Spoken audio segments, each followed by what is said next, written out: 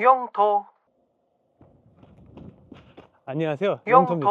오늘은 제 친구가 여기 전세버스 거기서 이제 일을 하고 있거든요. 그래서 지금 저희 40, 50대 분들이 이제 은퇴를 많이 앞두거나 뭐 그런 게 회사를 떠나야 될 상황이 많잖아요. 저도 또 포함이고요. 그래서 한번 궁금한 점 물어보려고 오게 되었습니다.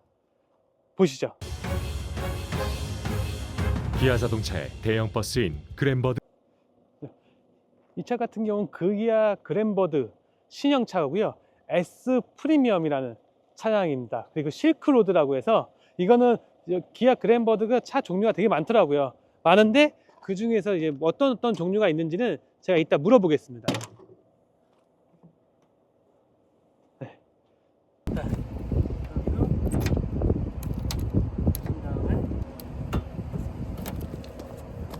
이렇게 여기도 이렇게 오토 그리스, 이것도 옵션. 모르는 부분이다 가짜. 여기서 넣는 거 오토매틱 차량이고요. 이거 12.5m. 차량 적용으로 국내 최고의 경제성과 운전 편의성을 제공하는 그랜버드 슈퍼 프리미엄. 함께 만나볼까요? 12.5m인데 정확하게는 12.499 뭐 그 정도 된대요. 그래서 반올림에서 12.5m고 지금 이거는 이따가 차주분 오면 열어볼게요. 이렇게 해서 아니야, 열려 그냥. 열려? 세게.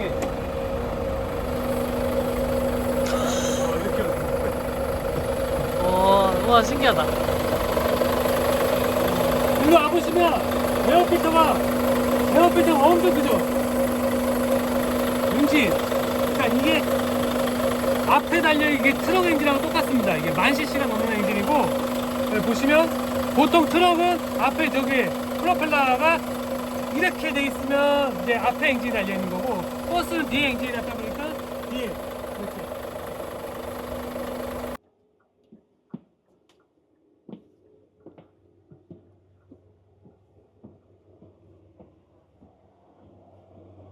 보통 학교 다닐 때 이제 뒤에 많이 앉으시잖아요. 저는 항상 제 등치 때문에 맨 뒤에 아니면 나와. 왔어? 하이, 가. 야, 거기 자리 있어. 그래?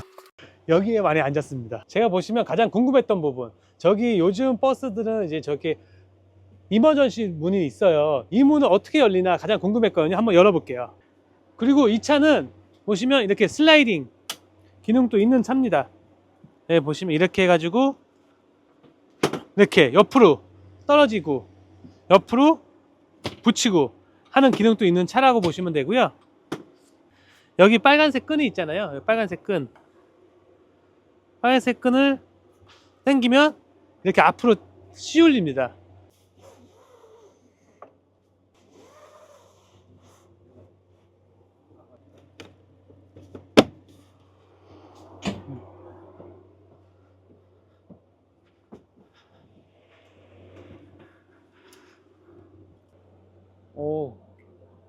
기본은 캐노드 거로 되어 있네요. 네, 운전석부분은 요즘 다 이제 오토로 이렇게 되어 있어서, 지금 보시면 이게 다이얼, 여기 보시면 이렇게 중립, 파킹 이렇게 다 되어 있고, 요즘은 좋네요. 네.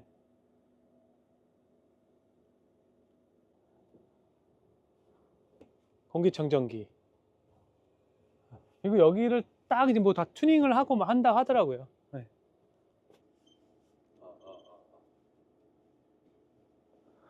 고급차의 상징 아날로그 시계 아시죠? 네, 아날로그 시계. 그리고 터치식으로. 이야, 내 차보다 더 좋네. 이게 지금 인터넷 지금 이제 자동으로 연결되어 있는 소리가 거야? 나오는데 지금 쏴주질 못하고 있어. 노래방 나오면 안 돼. 그 법이야. 너도 아파봐 이씨.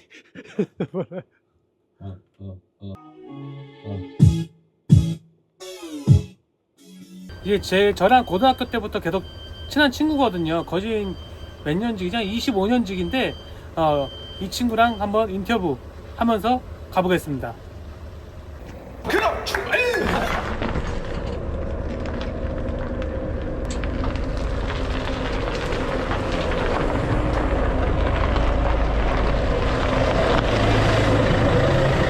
어? 너 지금 내가 운전하고 있는 게 안 신기해? 아, 신기해. 아, 나도 콤비로 운전했어. 아니 콤비가 아니라 지금 어떻게 됐든 나랑 지금 고등학교 때부터 알았는데 지금 내 차를 처음 타는 거잖아. 예. 내가 지금 이런 버스를 운전하고 있다는 게 신기하지 않아? 나갈 때 막 터지고 막 그랬지. 핸들 열선, 통풍, 바람 세기. 상단. 옆에 있는 세 개는 이거는 시트 높이 그런 건가 보네. 좀 허리 받쳐주는데 뭐 있고 뭐 이렇게 여기 쪼그라들고 하는. 아, 이 왼쪽 무릎이 아파가지고 저렇게 하나 올려놓는 거구나. 내가 그래서 이거 맨날 이렇게 갖다 놓고 있는. 아. 오톨에서 가능한 거야. 이거는 앞차 차간거리 유지. 그건 의무야 의무. 의무. 자, 오늘 제 친구 겸 저희 전세버스 이제 여기서 일하시는 분인데 제가 몇 가지 궁금한 점 물어보겠습니다. 네. 원래 대학교 졸업하고 처음에 이제 이런 버스 직종이 아니셨잖아요. 네. 네. 처음에 제가 개인적으로 어디 일하는 건 알겠지만 처음에 버스 쪽으로 하기 시작하신 게 뭐로 시작하셨죠? 영업으로 먼저 시작하신 거 맞죠? 네. 네. 영업으로 시작하시다가 이제 기사 쪽으로 빠지신 거는 무슨 계기로 빠지신 건가요? 돈 때문이죠. 아, 영업직보다는 이제 아무래도 기사직이 훨씬 좀 페이가 좀 더 괜찮은가요? 네. 그렇지는 않은데요. 네. 사무직은 아무래도 기본급 받고 일을 하다 보니 이제 결혼도 하고 이제 애도 낳고 해서 사무직이 또 있으면서 운전까지 하면은 수당이라는 개념을 더 받기 때문에 그 후로 운전을 겸직을 하게 된 거죠. 따지고 보면 영업직을 하면서 운전까지 하는 그렇게 된 겁니다. 그럼 몇 살 때 처음 이쪽으로 기사를 시작하셨죠? 버스 영업직은 32살 때부터 했고요. 운전은 지금 실질적으로 3년 됐어요. 요즘 이제 제일 이제 궁금해 하시는 분들이 40, 50대 이제 퇴직자분들이 요즘 퇴직이 좀 빨라지셔갖고 퇴직자분들이 좀 많이 이제 버스 쪽으로 넘어오신다고 하시는데 보통 이제 마을버스는 너무 박봉이고 힘든 거 이제 그런 거 이제 거의 대부분 아신단 말이에요. 근데 전세버스는 요즘 20, 30대 이제 젊은 친구들하고 이제 40, 50대 분들도 많이 몰린다는데 요즘 구직 시장은 어때요? 전세버스? 코로나 이후로는 이제 기사님들이 좀 많이 부족했는데 지금 코로나 끝나고 한 2년 정도 지났는데 지금은 기사님들이 많아요.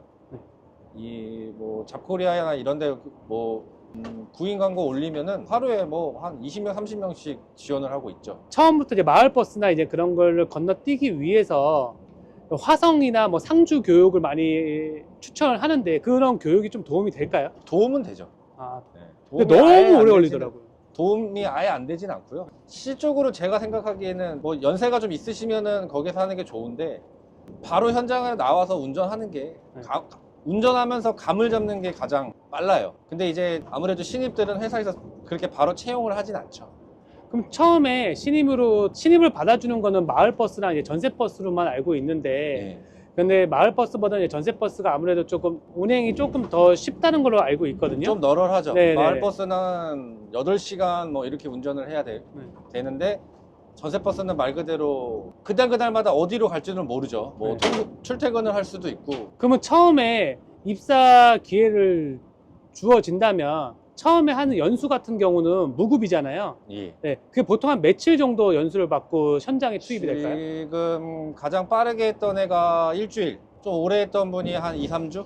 그럼 같이 동행해서 이제 움직이시는 건가요? 예. 보통 서울 시내 한번 돌고 제일 좋은 거는 고속도로 한번 밟아보면 이제 버스에 대한 감이 한 고속도로에서 한 1시간에서 30분 정도 달려보면 버스에 대한 감을 좀 익혀요. 이제 그때 이제 서울 시내로 들어가는 게 가장. 그러면 버스를 먼저 이걸 하려면 최소한의 우리가 뭐 일종 대형 면허는 당연히 있어야 되고 예. 버스 운송 자격증하고 운전 적성 같은 경우는 미리 따놔야 되겠죠? 그렇죠.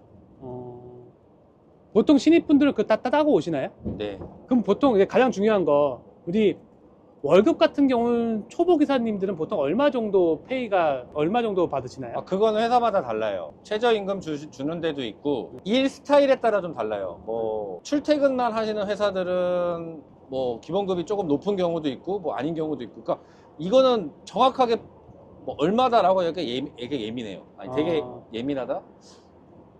기본적으로 우리가 여기가 들어오면 4대 보험이랑 그런 건 다 되는 거잖아요. 네. 뭐 마을버스는 준공영제로 많이 이제 목표를 두고 하시는데, 전세버스는 보통 목표가 어느 건, 이거 하시다가 젊은 분들은 뭐 공무원으로 빠지시는 분도 계시고, 아니면 뭐 자기가 따로 이제 프리랜서로 빠지시는 분도 계시긴 하는데, 보통 목표가 어떤 목표로 보고? 고속버스죠. 고속버스요? 예, 어떻게 됐든 급여나 이런 부분에 대해서는 고속버스가 가장, 공항버스도 물론 좋지만 최종 목표는 거의 운전직들은 고속버스라고 보시면 돼요.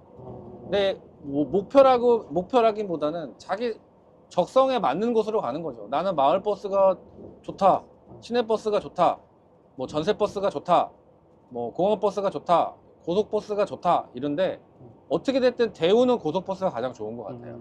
그러니까 아무래도 뭐 대기업에서 하는 것도 있고, 네. 학자금이나 이제 그런 게 다 나오고 그렇죠. 해서 이제 그쪽. 근데 요즘 고속터미널도, 상봉 고속터미널도 없어지고, 서초에 이제 터미널도 없어지고, 고속버스 기사님을 뽑는 게 많이 줄어들지 않았나요? 네, 많이 없죠. 그러니까 지금 기사님들이 물론 이제 코로나 때 좀 많이 빠지시긴 했는데 운행 횟수가 줄어드시는 거죠. 네, 왜냐면 노선은 점점 줄고 기사님들은 그대로인데, 뭐 오늘 하루 뭐 한탕을 하면 뭐 내일은 비번이고 이런 경우가 많아요 지금. 영토. 그리고 지금 사장님 차는 이제 그랜버드잖아요. 네. 외판 위기에 단초로 지목됐던 기아 문제가 마침내 가닥을 잡았습니다. 기아와 아시아 자동차의 3차 국제 입찰에서 현대자동차가 낙찰자로 선정된 것입니다. 20여 년 동안 대형 차량만을 전문으로 만들어온 아시아 자동차. 길을 정복하는 자가 세계를 정복한다는 말이 있습니다. 길을 정복하기 위한 반세기 역사의 기아. 그랜버드 같은 경우는 뭐 실크로드, 선샤인, 실크로드 캅, 블루스카이, 뭐 파크웨이, 뭐 그린필드. 근데 이게 차이가 뭐예요? 제가 봤을 때는 거의 다 비슷비슷하더라고요, 이제. 승차감도 다르고요. 그래요? 예, 이 차체에 대한 옵션도 달라요. 네. 이게 지금 실크로드예요. 실크로드. 실크로드면 좋은 편에. 네, 기아에서 가장 네. 좋은 옵션인 거죠. 손님들도 타보면 알아요. 내가 뭐 기아차로 파크웨이를 타고 갔다, 네. 그리고 실크를 타고 갔다 하면은 이 승차감 자체가 달라요. 나는 그 이유를 모르겠어요. 근데 에어서스는 다 기본적으로 다 들어가 있잖아요. 예, 그럼 버스를 타면서 에어서스가 막 터지거나 그런 경우는 있죠. 종종 있나요? 예, 있죠. 이 고무가 많이 나가요. 밑에서 고무가. 갑자기 예. 바람 새는 소리가 휘 나든가, 예. 안에 그 에어서스 그거에 받쳐주는 고무, 그 고무가 터지는 경우가 많아요. 그러니까 한마디로 에어가 빠진다는 표현을 쓰거든요. 시동을 꺼놓고 1시간 정도 있으면 차가 주저앉아요. 그 고무 파킹 어딘가에 바람이 새든가, 네. 아니면은 이제 고무 쪽이 어디가 뭐 찢어졌든가 뭐 그럴 거예요. 이것도 에어서스는 엄청 비싸겠네요. 비싸죠. 예. 아. 네. 자세한 금액은 몰라요. 아직 제가 나가본 적이 없어서. 네네. 예전에는 이런 버스가 다 이제 기아 이제 수동이었는데, 지금은 6단 변속, 자동 변속이 맞죠? 예, 요거 네. 보시면 요걸로 조정을 해요. 연비 차이는 얼마나 나요?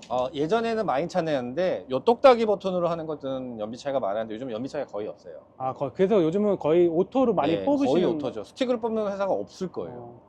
요즘 고속버스나 이제 그런 것들은 아직까지 다 스틱이 많은 것 같더라고요. 근데 네. 전세버스는 거의 대부분, 저도 유튜브나 이제 20대, 30대가 유튜브 찍는 거 보면 거의 대부분 다 오토로 네, 운행을 하시더라고요. 그래도 스틱으로 운행할 줄 알아야 되는 거죠? 그렇죠. 어. 근데 아마 5년 정도 지나면은 거의 다 오토로 변할 거예요. 근데 전세버스 같은 경우는, 뭐 시내버스는 막 수소버스도 있고 LNG 버스도 있는데, CNG 버스도 있는데, 전세버스는 아마 운행거리랑 그냥 그런 것 때문에 아무래도 아직까지 이제 디젤을 쓰는 거죠? 아니요, 수소하고 CNG 차량들 전세 버스도 있어요. 있어요? 예, 있어요. 어, 왜냐면 네. 단거리를 운행하는 뭐 셔틀버스나, 네. 그러니까 디젤을 타는 이유는 장거리. 네. 왜냐면 주유소는 많잖아요. 네. 근데 수소 충전소나 CNG 충전소는 지방에 없는 경우가 많아요.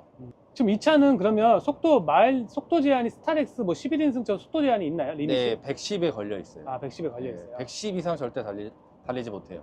보통 이렇게 신차가 회사에서든 뭐 개인 기사님이든 신차를 뽑은 버스는 몇 년 동안 탈 수가 있어요. 뭐 우리가 뭐 영업용 차들은 뭐 예를 들어 택시 같은 경우 2000cc는 뭐 7년이다. 추가 연장 뭐 3년, 최대 연장 3년에서 10년을 탈 수 있다. 뭐 그런 것처럼 버스도 그런 구간이 있죠. 있죠. 네. 원래는 9년이었는데 네. 코로나 9년에 1년 연장해서 10년을 탔는데 네.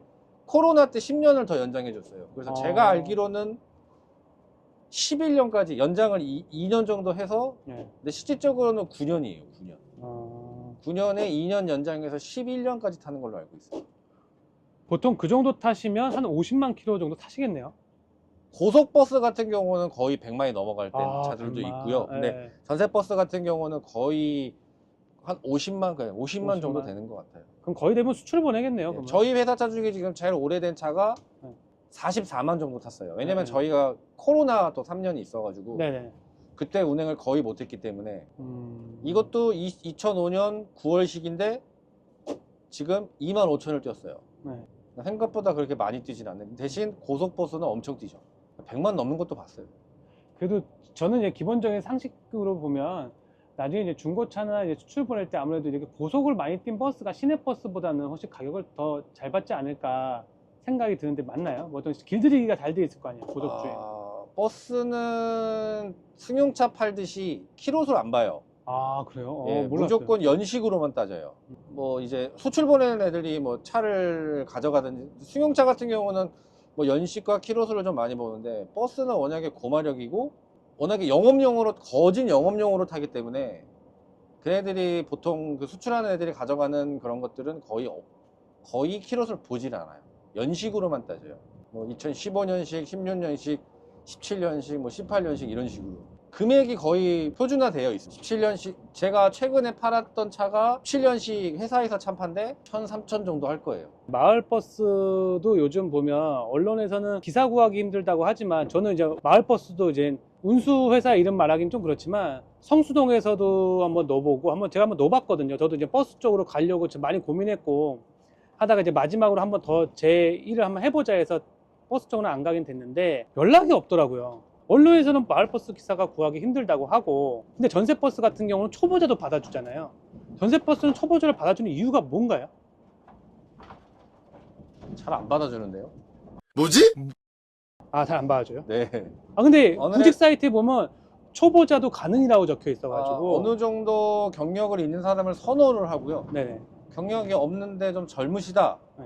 젊은 분들은 당연히 경력이 없겠죠. 네. 근데 실질적으로 서울에 있는 업체들은 그게 힘들어요. 왜냐면 운전을 할 줄 모르는데 지금 이런 도로를 선뜻 차를 줄 수는 없잖아요. 막 이렇게 끼어드는데. 네.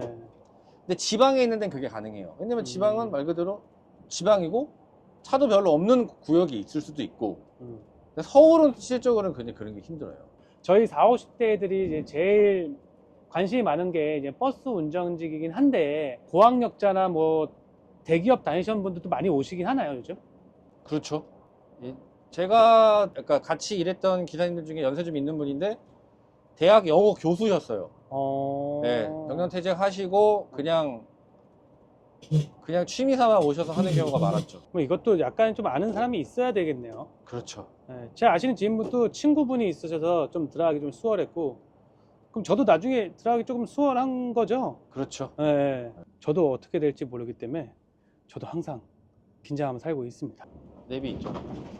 그리고 이 차 같은 경우는 1년에 한 몇 킬로 정도 타세요, 보통? 사장님은? 많이 타면 한 4만에서 5만? 그럼 1년에 엔진오일이나 기본 소모품을 그럼 거의 한 3달에 한 번씩 들어가셔야 되는 거예요? 아, 그 정도는 아니에요. 한 1년에 한 2번? 그럼 한 얼마예요? 10,000km에서 한 번씩 갔나 보시면 돼요. 그럼 엔진오일 한 번 가면 얼마예요? 한 40만 원 정도 돼요. 엄청 비싸네. 1만이 맞나 모르겠네. 그러면 그게 이제 일반 자동차처럼 이제 에어 필터랑 오일 필터 다 합쳐서 네네. 한 대략 40만 원 정도? 뭐 이거는 일반 자동차처럼 뭐 광유를 넣거나 뭐 그럴 필요는 없고 그냥 일반 엔진 오일 넣고. 네. 그러면 소모품이 가장 많이 들어가는 게 뭐예요? 소모품 요소수죠. 요소수. 요소수 다음에 타이어도 많이 비싸죠. 네, 타이어도 한 짝에 뭐 한 4, 50 정도 해요. 그러니까 타이어도 한 짝당요. 예, 승용차도 와. 타이어마다 다르긴 한데 버스도 타이어마다 달라요. 네. 뭐 좀 더 좋은 타이어는 뭐 한 60만 원까지 하는 것도 있을 거고. 네. 애랑 좀 못 보내고 개인 생활을 못 보낸다는 거에 좀 힘든 점은 없으신가요? 있죠. 왜냐면 보통 저희는 새벽 4시에 일어나서 출발지까지 가기 위해서는 한 4시에서 4시 반에 일어나서 차고에 새벽 5시에 도착하고 출발지까지 뭐 6시, 뭐 출발지는 뭐 어느 일에 따라 좀 다르긴 하지만 평균적으로 버스 운행을 하기 위해선 출발지가 6시부터 시작되는 경우가 많아요. 뭐 기업체 출퇴근이나 뭐 일반인들, 뭐 산악회나 많이 아시듯 산악회나 이런 부분들이 6, 7시에 가기 때문에 남들보다 좀 빨리 시작을 하게 되는 거죠. 하루 일과를. 그렇기 때문에 집에서 아이를 보를 시간이 거의 없어요. 그리고 뭐 당일로 강릉을 갔다 온다고 해도 아무리 빨리 오고 일정을 소화하더라도 서울 들어오면 뭐 7시, 뭐 9시 뭐 이러기 때문에 집에 들어가면 또 아이들은, 아이와 와이프들은 자고 있고, 와이프들? 아이와 와이프는 자고 있고, 저 같은 경우도 집에 들어가서 씻고 또 바로 자고 내일 또 4시에 4시 반에 일어나서 또 해야 되기 때문에, 대신 버스, 전세버스 같은 경우는 장단점이 있어요. 이제 성수기와 극성수기가 구분이 되어 있기 때문에 비수기 때 그래도 가끔씩 이틀인가 3일 정도 쉬기 때문에 그때 가족들하고 여행을 가든지 아니면 뭐 시간을 좀 보낼 수 있는 거죠. 비수기라고 하면 대략 몇 월에서 몇 월인가요? 여름, 겨울이라고 보시면 돼요. 네, 보통 봄에는 꽃놀이.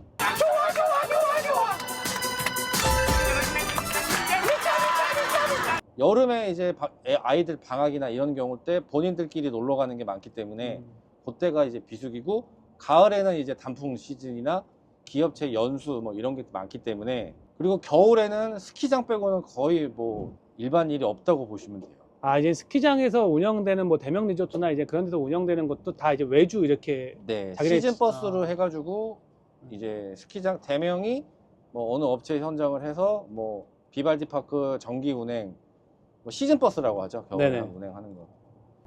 이 높은 승용차보다 높기 때문에 이런 풍경들이 보여요. 승용차로는 못 보는 풍경들이거든요, 이게. 아, 그렇네요, 여기. 가장 멀리 갔던 코스가 어디세요? 뭐 가끔은 섬도 들어간다고 하시긴 하는데. 네. 저는 포항 왕복이요. 당일 왕복. 아, 포항을 당일 왕복하셨어요? 예. 오. 그게 지금 제일 멀리 가고, 물론 뭐 부산 2박 3일 뭐 이런 것도 있지만 포항 당일치기가 제일 힘들었어요. 그렇게 2박 3일로 몇 박 며칠로 하면 회사에서 이제 그 숙박이나 그런 걸 지원해 주는 건가요? 네. 어. 보통 이용객들이 해주는 경우가 많죠. 식사나 숙박 같은 경우는 이용객들이 해주는 데가 거의 그렇고, 근데 그 가끔 이제 나랏일 가면은 네네. 네, 그분들은 이제 못 해주는 경우가 많아요. 요즘 결혼식 그런 버스도 좀 많이 오나요, 요즘? 결혼식이 요즘 많이 소형화돼가지고. 지방으로는 가죠. 근데 아. 가봤자 거의 한 대예요, 한 대. 아, 예전에는 막 한 대, 두 대, 뭐 세 대 막 이렇게 움직였다고 하면은 네. 뭐 예를 들어 뭐 천안에서 결혼식을 하신다 그러면은, 근데 요즘은 거의 뭐 한 대도 많이 안 차요.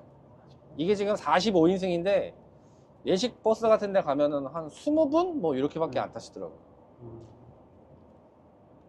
어딜 가냐에 따라, 전세버스 기준으로는 어딜 가냐에 따라서 뭐 식사가 어려운 경우도 있고, 뭐 호화벌판 이런 데 가는 경우도 있고, 뭐 화장실도 당연히 없겠죠. 그래서 맨날 요만한 페트병을 가지고 다녀요. 아.